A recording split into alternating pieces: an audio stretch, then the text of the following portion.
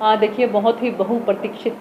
मैं कहूँगी कि कार्यालय सिरसा की हमारी जो संगठन है, हमारा जो कार्यकर्ता है, उनको ये मिला है। तो सबसे पहले तो मैं आपके माध्यम से सभी सिरसा वासियों को, जो एक भारतीय जनता पार्टी के हरियाणा के संगठन में फेदर इन कैप, मैं कहूँगी कि एक और हमें मिला है, और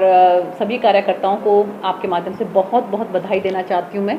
कि कल जो है माननीय हमारे राष्ट्रीय अध्यक्ष जगत प्रकाश नड्डा जी वो दिल्ली से इसका उद्घाटन करेंगे, और माननीय मुख्यमंत्री नायब सिंह सैनी जी और हमारे प्रदेश अध्यक्ष माननीय मोहनलाल बडौली जी वो भी दिल्ली से इसमें उपस्थित रहेंगे, और हम सब कार्यकर्ता जो हैं वो यहाँ पर उपस्थित रहकर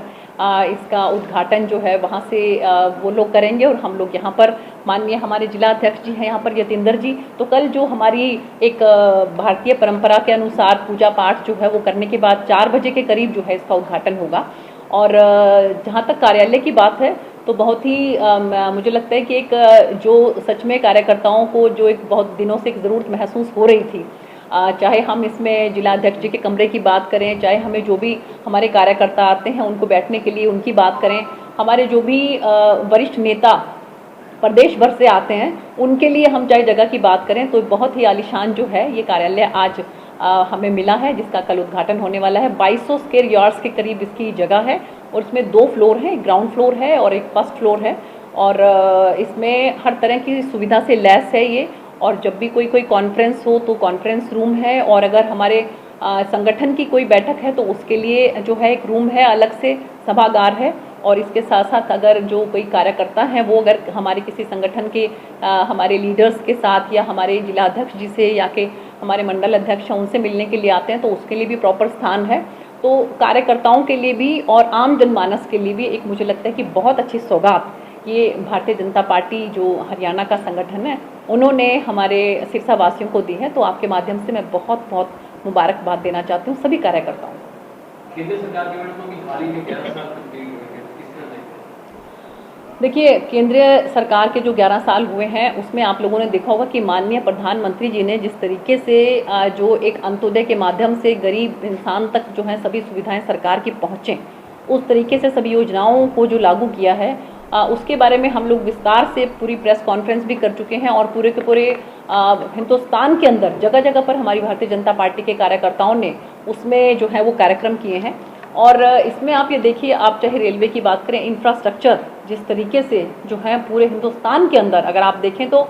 एक अलग ही उदाहरण जो है प्रस्तुत होता है। चाहे आप इसमें जो है ट्रेन्स की बात करें, चाहे आप एयरपोर्ट्स की बात करें, चाहे आप जो रोड्स हैं उनकी बात करें, इसके साथ साथ मुझे लगता है कि जिस तरीके से हम लोगों ने, चाहे हम अंतरिक्ष की बात करें, चंद्रयान की बात करें, तो जो हमारी गति है आज की तारीख में आप देखिए कि भारत जो है वो चौथी अर्थव्यवस्था है। हम 5वीं से भी छलांग लगाकर और चौथी पे पहुंच चुके हैं। और माननीय प्रधानमंत्री जी के नेतृत्व में जिस तरीके से चहुमुखी विकास पूरे हिंदुस्तान का हो रहा है तो उससे पूरा डंका जो है अंतर्राष्ट्रीय स्तर पर भी बज रहा है। माननीय प्रधानमंत्री जी को 25वां लगातार आप ये देखिए कि उनके जो विभिन्न जो कंट्रीज़ हैं उनका जो है ऑनर उनको मिला है, तो ये हम सब लोगों के लिए बहुत सौभाग्य की बात है। तो आप सब देख सकते हैं कि किस तरीके से 11 वर्षों में जो विकास हुआ है, हम लोग निरंतर विकसित भारत की ओर बढ़ रहे हैं। 2047 में जो टारगेट है कि हमारा भारत विकसित भारत होना चाहिए, हम उस तरफ बढ़ रहे हैं। हरियाणा के पूर्व मुख्यमंत्री भूपेंद्र सिंह हुड्डा का आरोप है कि सेंटर में 11 साल हुए हैं तो बीजेपी के नेता अनाप शनाप उनका भी व्याख्यान कर रहे हैं, हरियाणा को कुछ 11 साल में नहीं मिला। देखिए, ऐसा है कि जो हमें मिला है 11 साल में उसका बखान हम कर रहे हैं, तो वो अपनी पार्टी के जो पहले उन्होंने किया उसका बखान करके बताएं, या कि जो अभी 11 वर्षों में उनको ये लगता है कि हमने रोड्स नहीं बनाई तो उसके बारे में बताएं, हमने ट्रेन्स का काम नहीं किया उसके बारे में बताएं। देखिए, अभी पिछले दिनों ही 103 जो रेलवे स्टेशन है उनका माननीय प्रधानमंत्री जी ने लोकार्पण किया। हमारे सिरसा लोकसभा की मैं बात करूं तो डबवाली का हम खुद करके आए, जिसमें माननीय महामहिम हमारे गवर्नर साहब वहां पर उपस्थित थे, हमारे सभी जो नेतागण वहां पर उपस्थित थे। और अभी जो है सेकेंड फेज के अंदर आप देखना कि लगातार इस लोकसभा के जो बाकी के 4 रेलवे स्टेशन हैं, चाहे हम उसमें कालांवाली की बात करें, सिरसा की बात करें, नरवाना की बात करें, भट्टू की बात करें, वो भी बहुत तेज़ गति से वहाँ पर भी काम चल रहे हैं। और सेकंड फेज़ में मुझे पूरी उम्मीद है कि वहाँ का लोकार्पण भी माननीय प्रधानमंत्री जी करेंगे। तो जिस तेज़ गति से विकास हो रहा है, मुझे लगता है कि वो शायद कांग्रेस पार्टी को पच नहीं रहा है, इसलिए उनको अपच हो गई है और इसलिए ये बौखलाहट में वो इस तरह के बयान करते हैं। क्या लगता है कि अगले 4 साल में सेंट्रल गवर्नमेंट और अपनी प्रदेश सरकार क्या कुछ कर पाएगी? देखिए, बहुत तेज़ गति से विकास हो रहा है, आप लोग देख रहे हैं। माननीय मुख्यमंत्री नायब सिंह सैनी जी जो हैं वो भी, हम चाहे रोज़गार की बात करें, अभी पिछले दिनों ही जिस तरह से डी ग्रुप के जो हैं हमारे बहुत से युवा बच्चे जो हैं उसमें सेलेक्ट हुए हैं और बहुत बड़ी लिस्ट जो आई है, और लगातार एक के बाद एक जो है अलग अलग डिपार्टमेंट्स के अंदर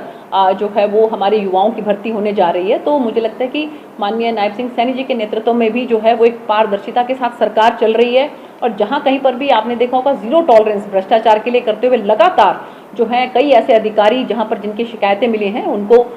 जो है वो गिरफ्तार भी किया गया है, और उनके खिलाफ जो है वो कानूनी कार्रवाई भी कर रहे हैं और डिपार्टमेंटल इंक्वायरीज भी चल रही हैं। कांग्रेस को अपना संगठन बनाने के लिए काफी जद्दोजहद का सामना करना पड़ रहा है, बीजेपी और कांग्रेस में क्या अंतर देखते हैं? बीजेपी और कांग्रेस में दिन रात का अंतर है। आप जैसे कहें कि एक साउथ पोल है तो दूसरा नॉर्थ पोल है। हमारी आज संगठन जो है वो पन्ना प्रमुख तक पहुंच चुका है, और आप ये देखिए कि हमारे सिर्फ संगठन की ही अगर कोई बैठक होती है तो हमारे जिला अध्यक्ष से लेकर और उसके बाद जो है मंडल अध्यक्ष और उसके बाद नीचे जो हमारे शक्ति केंद्र प्रमुख हैं और बूथ प्रमुख हैं, अगर वो सब इकट्ठे हो जाते हैं तो एक ऐसा आभास होता है जैसे कि कोई छोटी सी रैली हो रही हो। तो ये संगठन का अंतर है, और उनके यहाँ पर अभी तक जिला अध्यक्ष जो हैं वो भी तैयार नहीं हो रहे हैं। और पिछले दिनों मुझे पता लगा था कि उनकी जो एक कार्यकर्ता जिसकी डेथ हो चुकी है उसको उन्होंने सचिव घोषित कर दिया। तो इससे आप उनकी संजीदगी का अंदाजा लगा सकते हैं कि कहाँ उनका संगठन और कहाँ हमारा संगठन।